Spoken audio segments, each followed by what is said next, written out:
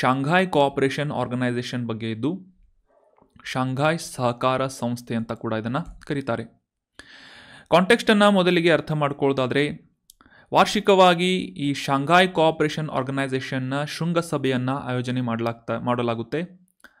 ಈ ವರ್ಷ ಕಜಕಿಸ್ತಾನದ ಅಸ್ತಾನಾ ಅನ್ನುವ ಸ್ಥಳದಲ್ಲಿ ಶಾಂಘಾಯ್ ಕೋಆಪರೇಷನ್ ಆರ್ಗನೈಸೇಷನ್ನ ಸಮ್ಮಿಟನ್ನು ಆರ್ಗನೈಸ್ ಮಾಡುವಂತಹ ನಿಟ್ಟಿನಲ್ಲಿ ನಿರ್ಧಾರ ಮಾಡಲಾಗಿದ್ದು, ಈ ಒಂದು ಶೃಂಗಸಭೆಯಲ್ಲಿ ಭಾರತದ ವಿದೇಶಾಂಗ ಸಚಿವರು ಮತ್ತು ಭಾರತ ಸರ್ಕಾರ ಭಾಗವಹಿಸಲಿದೆ ಅಂತ ಅಧಿಕೃತವಾಗಿ ಒಂದು ಇನ್ಫಾರ್ಮೇಷನನ್ನು, ಸ್ಟೇಟ್ಮೆಂಟನ್ನು ಪಬ್ಲಿಷ್ ಮಾಡಲಾಗಿತ್ತು. ನ್ಯೂಸ್ ಪೇಪರ್ನಲ್ಲಿ ಕೂಡ ಈ ಶಾಂಘಾಯ್ ಕೋಆಪರೇಷನ್ ಬಗ್ಗೆ ಮೆನ್ಷನ್ ಮಾಡಲಾಗಿತ್ತು. So examination point of view ಇದರ ಬ್ಯಾಕ್ಗ್ರೌಂಡ್ ಬಗ್ಗೆ ಅಂದರೆ ಈ ಶಾಂಘಾಯ್ ಕೋಆಪರೇಷನ್ ಆರ್ಗನೈಸೇಷನ್ ಕುರಿತಾದಂತಹ GK ರಿಲೇಟ್ ಆದಂತಹ ಸ್ಟ್ಯಾಟಿಕ್ ಪಾರ್ಟನ್ನು ಕೂಡ ನಾವು ಅಂಡರ್ಸ್ಟ್ಯಾಂಡ್ ಮಾಡ್ಕೊಳ್ಳೋದು ಸಾಕಷ್ಟು ಇಂಪಾರ್ಟೆಂಟ್ ಆಗುತ್ತೆ. 2001ನೇ ಇಸವಿಯಲ್ಲಿ ಶಾಂಘಾಯ್ ಕೋಆಪರೇಷನ್ ಆರ್ಗನೈಸೇಷನ್ ಅನ್ನುವ ಇಂಟರ್ ಗವರ್ಮೆಂಟಲ್ ಆರ್ಗನೈಸೇಷನ್, ಇಂಟರ್ನ್ಯಾಷನಲ್ ಆರ್ಗನೈಸೇಷನನ್ನು ಸ್ಥಾಪನೆ ಮಾಡಲಾಗುತ್ತೆ. ಮುಂದೆ 2002ರಲ್ಲಿ ಇದರ ಫೌಂಡಿಂಗ್ ಮೆಂಬರ್ಸ್ಗಳಿಂದ ಈ ಚಾರ್ಟರನ್ನು ಸಹಿ ಮಾಡುವುದರ ಮೂಲಕ 2003ರಲ್ಲಿ ಈ ಶಾಂಘಾಯ್ ಕೋಆಪರೇಷನ್ ಆರ್ಗನೈಸೇಷನ್ ಅನ್ನುವ ಒಕ್ಕೂಟವನ್ನು ಪ್ರಾರಂಭ ಮಾಡಲಾಗುತ್ತೆ. ಸೊ ಆಫಿಷಿಯಲಿ ನೀವು ಏನು ನೆನ್ಪಿಟ್ಕೋಬೇಕು ಅಂತಂದರೆ, ಈ ಶಾಂಘಾಯ್ ಸಹಕಾರ ಸಂಸ್ಥೆ ಸ್ಥಾಪನೆಯಾದಂತಹ ವರ್ಷ ಯಾವುದು ಅಂತಂದರೆ 2001 ಅಂತ ನೆನ್ಪಿಟ್ಕೋಬೇಕು. ಸೊ ಈ ಕೋಆಪರೇಷನ್ ಆರ್ಗನೈಸೇಷನನ್ನು ಸ್ಥಾಪನೆ ಮಾಡುವಂತಹ, ಸಹಕಾರ ಸಂಸ್ಥೆಯನ್ನು ಸ್ಥಾಪನೆ ಮಾಡುವಂತಹ ಒಂದು ಪ್ರಮುಖ ಉದ್ದೇಶ ಏನು ಅಂತಂದರೆ, ಯುರೋಪ್ ಮತ್ತು ಏಷ್ಯನ್ ರೀಜನ್ನಲ್ಲಿ, ಇದನ್ನು ಯುರೇಷಿಯನ್ ರೀಜನ್ ಅಂತ ಕರೀತಾರೆ. ಸೊ ಈ ಯುರೇಷಿಯನ್ ರೀಜನ್ನಲ್ಲಿ ಇರುವಂತಹ ಪ್ರಮುಖ ರಾಷ್ಟ್ರಗಳ ಪರಸ್ಪರ ರಾಜಕೀಯ, ಆರ್ಥಿಕ, ಮಿಲಿಟರಿ ಕೋಆಪರೇಷನನ್ನು, ಪೊಲಿಟಿಕಲ್, ಎಕನಾಮಿಕಲ್ ಆ್ಯಂಡ್ ಮಿಲಿಟರಿ ಕೋಆಪರೇಷನನ್ನು ಬಲಪಡಿಸುವಂತಹ ನಿಟ್ಟಿನಲ್ಲಿ ಮತ್ತು ಈ ಪ್ರದೇಶದಲ್ಲಿ ಅಂದರೆ ಯುರೇಷಿಯನ್ ಪ್ರದೇಶದಲ್ಲಿ ಶಾಂತಿ, ಭದ್ರತೆ ಮತ್ತು ಸ್ಥಿರತೆಯನ್ನು, ಪೀಸ್, ಸೆಕ್ಯೂರಿಟಿ ಆ್ಯಂಡ್ ಸಸ್ಟೈನೇಬಿಲಿಟಿಯನ್ನು ಎಸ್ಟಾಬ್ಲಿಷ್ ಮಾಡುವಂತಹ ನಿಟ್ಟಿನಲ್ಲಿ ಒಂದು ಉದ್ದೇಶವನ್ನು ಇಟ್ಕೊಂಡು 2001ನೇ ಇಸವಿಯಲ್ಲಿ ಶಾಂಘಾಯ್ ಕೋಆಪರೇಷನ್ ಆರ್ಗನೈಸೇಷನನ್ನು ಸ್ಥಾಪನೆ ಮಾಡಲಾಗುತ್ತೆ ಅಂತ ನಾವು ಅಂಡರ್ಸ್ಟ್ಯಾಂಡ್ ಮಾಡ್ಕೋಬೇಕು. ನಂತರ 2017ನೇ ಇಸವಿಯಲ್ಲಿ ಭಾರತ ಮತ್ತು ಪಾಕಿಸ್ತಾನಗಳು ಕೂಡ ಈ ಶಾಂಘಾಯ್ ಕೋಆಪರೇಷನ್ ಆರ್ಗನೈಸೇಷನನ್ನು ಜಾಯಿನ್ ಆಗುವುದರ ಮೂಲಕ ಅಥವಾ ಪೂರ್ಣ ಪ್ರಮಾಣದ ಸದಸ್ಯತ್ವವನ್ನು ಪಡೆದುಕೊಳ್ಳುವುದರ ಮೂಲಕ 8 ಮೆಂಬರ್ಸ್ಗಳನ್ನು ಈ ಶಾಂಘಾಯ್ ಕೋಆಪರೇಷನ್ ಆರ್ಗನೈಸೇಷನ್ನಲ್ಲಿ ಗುರುತಿಸಲಾಗುತ್ತೆ. ನಂತರ ಇತ್ತೀಚೆಗೆ 2022ನೇ ಇಸವಿಯಲ್ಲಿ ಈ ಪೂರ್ಣ ಪ್ರಮಾಣದ ಸದಸ್ಯತ್ವವನ್ನು ಪಡೆಯುವಂತಹ ನಿಟ್ಟಿನಲ್ಲಿ ಇರಾನ್ ದೇಶ ಕೂಡ ಈ ಶಾಂಘಾಯ್ ಕೋಆಪರೇಷನ್ ಆರ್ಗನೈಸೇಷನ್ಗೆ ಸಂಬಂಧಪಟ್ಟಂತಹ ಇಂಪಾರ್ಟೆಂಟ್ ಡಾಕ್ಯುಮೆಂಟ್ಸ್ಗಳನ್ನು ಸಹಿ ಹಾಕುತ್ತದೆ. ಇದರ ಮೂಲಕ ಇರಾನ್ ದೇಶ ಈ ಶಾಂಘಾಯ್ ಕೋಆಪರೇಷನ್ ಆರ್ಗನೈಸೇಷನ್ನ 9ನೇ ಪೂರ್ಣ ಪ್ರಮಾಣದ ಸದಸ್ಯತ್ವವನ್ನು ಪಡೆದಂತಹ ರಾಷ್ಟ್ರವಾಗಿ ಗುರುತಿಸಿಕೊಳ್ಳುತ್ತೆ. ಸೊ ಸದ್ಯಕ್ಕೆ ಈ ಶಾಂಘಾಯ್ ಕೋಆಪರೇಷನ್ ಆರ್ಗನೈಸೇಷನ್ನ ಒಟ್ಟು ಸದಸ್ಯರ ಸಂಖ್ಯೆ ಎಷ್ಟು ಅಂತಂದರೆ 9. ಅವು ಯಾವುವು ಅಂತ ಡೀಟೇಲ್ ಆಗಿ ನೆಕ್ಸ್ಟ್ ಸ್ಲೈಡ್ನಲ್ಲಿ ಡಿಸ್ಕಸ್ ಮಾಡೋಣ. 2023ರ ಆಗಸ್ಟ್ ತಿಂಗಳಲ್ಲಿ ರಷ್ಯಾದಲ್ಲಿ ಈ ಶಾಂಘಾಯ್ ಕೋಆಪರೇಷನ್ ಆರ್ಗನೈಸೇಷನ್ನ ಪ್ರಮುಖ ಸದಸ್ಯರ ಮೂಲಕ ರಷ್ಯಾದ ಈ ಚೆಲಾಬಿನ್ಸ್ಕ್ ಅನ್ನುವ ಒಂದು ಸ್ಥಳದಲ್ಲಿ ಈ ಭಯೋತ್ಪಾದನೆ ನಿಗ್ರಹ ವ್ಯಾಯಾಮವನ್ನು ನಡೆಸುವಂತಹ ಉದ್ದೇಶವನ್ನು ಅಥವಾ ಒಂದು ಗುರಿಯನ್ನು ಕೂಡ ಪ್ಲ್ಯಾನ್ ಮಾಡಲಾಗಿದೆ.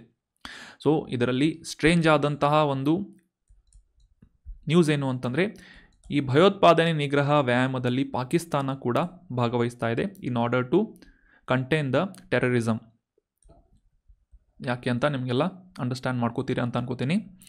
ಸೊ ಈ ಶಾಂಘಾಯ್ ಕೋಆಪರೇಷನ್ ಆರ್ಗನೈಸೇಷನ್ನಲ್ಲಿ ಮುಖ್ಯವಾಗಿ 2 ಪರ್ಮನೆಂಟ್ ಆರ್ಗನೈಸೇಷನ್ಸ್ಗಳನ್ನು ಗುರುತಿಸ್ಬೋದು. ಒಂದು ಈ SCOದ ಸೆಕ್ರೆಟರಿಯೇಟ್, ಇದು ಎಲ್ಲಿದೆ ಅಂತಂದರೆ ಚೀನಾ ದೇಶದ ಬೀಜಿಂಗ್ ಅನ್ನುವ ನಗರದಲ್ಲಿ ಲೊಕೇಟ್ ಆಗಿದೆ.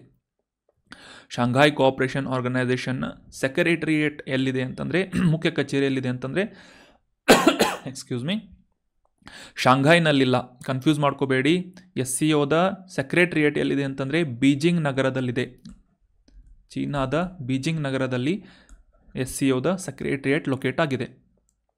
ಇನ್ನು ಈ ಭಯೋತ್ಪಾದನೆ ನಿಗ್ರಹಕ್ಕೆ ಸಂಬಂಧಪಟ್ಟಂತಹ ಒಂದು ಪ್ರಮುಖ ಉದ್ದೇಶವನ್ನು ಕೂಡ ಈ ಶಾಂಘಾಯ್ ಕೋಆಪರೇಷನ್ ಆರ್ಗನೈಸೇಷನ್ ಹೊಂದಿರುವುದರಿಂದ ಇನ್ನೊಂದು ಪ್ರಮುಖವಾದಂತಹ ಆರ್ಗನೈಸೇಷನ್ ಅಥವಾ ಸಂಸ್ಥೆಯನ್ನು ಇದರಲ್ಲಿ ಇನ್ಕ್ಲೂಡ್ ಮಾಡಲಾಗುತ್ತೆ. ಅದು ಯಾವುದು ಅಂತಂದರೆ ರೀಜನಲ್ ಆ್ಯಂಟಿ ಟೆರರಿಸಮ್ ಸ್ಟ್ರಕ್ಚರ್ ಅಂತ, RATS, ರ್ಯಾಟ್ಸ್ ಅಂತ ಕೂಡ ಕರೀತಾರೆ ಇದನ್ನು ಕನ್ನಡದಲ್ಲಿ. ಪ್ರಾದೇಶಿಕ ಭಯೋತ್ಪಾದನೆ ವಿರೋಧಿ ರಚನೆ, ರೀಜನಲ್ ಆ್ಯಂಟಿ ಟೆರರಿಸಮ್ ಸ್ಟ್ರಕ್ಚರ್ ಅಂತ. ಸೊ ಈ ಒಂದು ಕಾರ್ಯಕಾರಿ ಸಮಿತಿ ಕೂಡ ಉಜ್ಬೇಕಿಸ್ತಾನದ ತಾಷ್ಕೆಂಟ್ ಅನ್ನುವ ನಗರದಲ್ಲಿ ಲೊಕೇಟ್ ಆಗಿದೆ.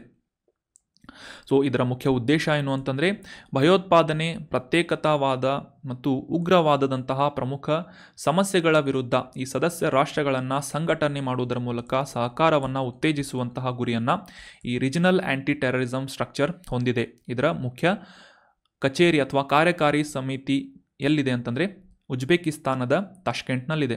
ಆಬ್ವಿಯಸ್ಲಿ ಇದರಿಂದ ನಾವೇನು ಅಂಡರ್ಸ್ಟ್ಯಾಂಡ್ ಮಾಡ್ಕೋಬೋದು, Uzbekistan is also a member of Shanghai cooperation organisation ಅಂತ ನಾವು ಅಂಡರ್ಸ್ಟ್ಯಾಂಡ್ ಮಾಡ್ಕೋಬಹುದು. ಇನ್ನು ಈ ಶಾಂಘಾಯ್ ಕೋಆಪರೇಷನ್ ಆರ್ಗನೈಸೇಷನ್ನಲ್ಲಿ ಆಫಿಷಿಯಲ್ ಆಗಿ ಈ ಕಮ್ಯುನಿಕೇಷನ್ಗೆ ಬಳಸಲಾಗುವಂತಹ ಭಾಷೆಗಳು ಯಾವುವು ಅಂತಂದರೆ ಚೈನೀಸ್ ಮತ್ತು ರಷ್ಯನ್. ಈ ಉಳಿದಂಥ ರಾಷ್ಟ್ರಗಳು ಯಾವ ರೀತಿಯಾಗಿ ತಮ್ಮ ತಮ್ಮ ಭಾಷೆಗಳನ್ನು ಡಿಸ್ಕಸ್ ಮಾಡ್ಬೋದು, ಆದರೆ ಈ ಆಫಿಷಿಯಲ್ ಆಗಿ ನಡೆಯುವಂತಹ ಈ ಸಮಿಟ್ಸ್ ಆಗಿರ್ಬೋದು ಅಥವಾ ಮುಖ್ಯವಾದಂತಹ ಚರ್ಚೆಗಳಾಗಿರ್ಬೋದು, ಆ ಒಂದು ಡಿಸ್ಕಷನ್ಸ್ಗಳನ್ನು ಚೈನೀಸ್ ಮತ್ತು ರಷ್ಯನ್ ಲ್ಯಾಂಗ್ವೇಜ್ನಲ್ಲಿ ಮಾತ್ರ ಮಾಡಲು ಅವಕಾಶವನ್ನು ಈ ಶಾಂಘಾಯ್ ಕೋಆಪರೇಷನ್ ಆರ್ಗನೈಸೇಷನ್ನಲ್ಲಿ ಒದಗಿಸಲಾಗಿದೆ.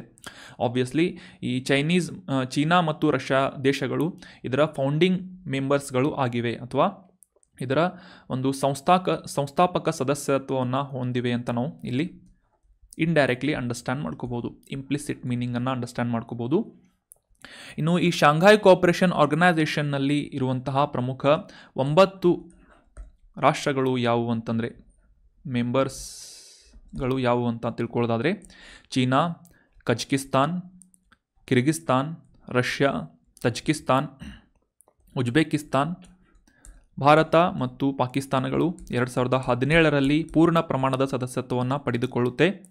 ಇತ್ತೀಚೆಗೆ 2023ನೇ ಇಸವಿಯಲ್ಲಿ ಇಲ್ಲಿಯವರೆಗೂ ಕೂಡ ಈ ಅಬ್ಸರ್ವರ್ ಸ್ಟೇಟಸನ್ನು ಹೊಂದಿದ್ದಂತಹ ಇರಾನ್ ದೇಶ ಏನಾಗುತ್ತೆ ಈ ಒಂದು ಲಿಸ್ಟ್ನಲ್ಲಿ ಇನ್ಕ್ಲೂಡ್ ಆಗುತ್ತೆ, ಪೂರ್ಣ ಪ್ರಮಾಣದ ಸದಸ್ಯತ್ವವನ್ನು ಪಡೆದುಕೊಳ್ಳುತ್ತೆ. ಸೊ ಹೀಗಾಗಿ ಒಟ್ಟು 9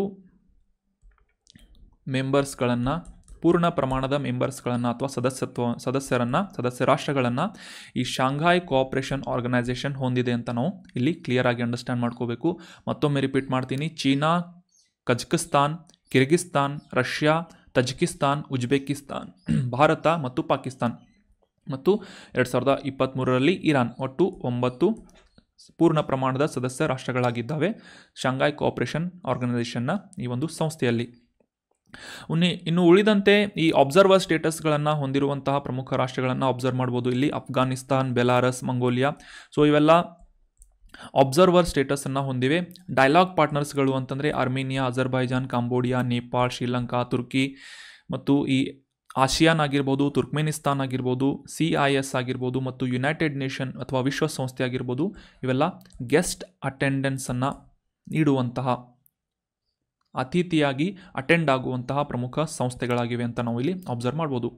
ಈ ಓವರಾಲ್ ಯುರೇಷಿಯನ್ ಮ್ಯಾಪನ್ನು ನಾವು ಕರೆಕ್ಟಾಗಿ ಅಬ್ಸರ್ವ್ ಮಾಡಿದರೆ ಇದರಲ್ಲಿ ಈ ಬ್ಲೂ ಕಲರ್ನಲ್ಲಿ ಶೋ ಮಾಡ್ತಾ ಇರುವಂತಹ ಎಲ್ಲ ಮೆಂಬರ್ಸ್ಗಳಿದ್ದಾವೆ, ರಾಷ್ಟ್ರಗಳೇನಿವೆ, ಇವೆಲ್ಲ ಪೂರ್ಣ ಪ್ರಮಾಣದ ಫುಲ್ ಟೈಮ್ ಮೆಂಬರ್ಸ್ಗಳು ಆಗಿವೆ. ಇದರಲ್ಲಿ ಭಾರತ ಕೂಡ ಶಾಂಘಾಯ್ ಕೋಆಪರೇಷನ್ ಆರ್ಗನೈಸೇಷನ್ನ 2017ರಲ್ಲಿ ಪೂರ್ಣ ಪ್ರಮಾಣದ ಸದಸ್ಯತ್ವವನ್ನು ಪಡೆದುಕೊಳ್ಳುತ್ತೆ ಪಾಕಿಸ್ತಾನದೊಂದಿಗೆ. ಇನ್ನು ಇತ್ತೀಚೆಗೆ ಈ ಗ್ರೀನ್ ಇದ್ದಂತಹ ಈ ಇರಾನ್ ಕೂಡ 2023ರಲ್ಲಿ ಅಂದರೆ ಇತ್ತೀಚೆಗೆ ಈ 9ನೇ ಪೂರ್ಣ ಪ್ರಮಾಣದ ಶಾಂಘಾಯ್ ಕೋಆಪರೇಷನ್ ಆರ್ಗನೈಸೇಷನ್ನ ಸದಸ್ಯತ್ವವನ್ನು ಪಡೆದುಕೊಳ್ಳುತ್ತೆ ಇರಾನ್ ದೇಶ. ಸೊ ಇದನ್ನು ಗ್ರೀನ್ ಆಗಬೇಕಾಗಿತ್ತು. ಸೊ ಕ್ಲಿಯರ್ ಆಯಿತು ಅಂತ ಅನ್ಕೋತೀನಿ. 2001ರಲ್ಲಿ ಸ್ಥಾಪನೆಯಾದಂತಹ ಈ ಶಾಂಘಾಯ್ ಸಹಕಾರ ಸಂಸ್ಥೆಯ ಒಟ್ಟು ಸದಸ್ಯ ರಾಷ್ಟ್ರಗಳು ಎಷ್ಟು ಅಂತಂದರೆ 9. ಇದರಲ್ಲಿ ಭಾರತ ಕೂಡ ಇನ್ಕ್ಲೂಡ್ ಆಗಿದೆ.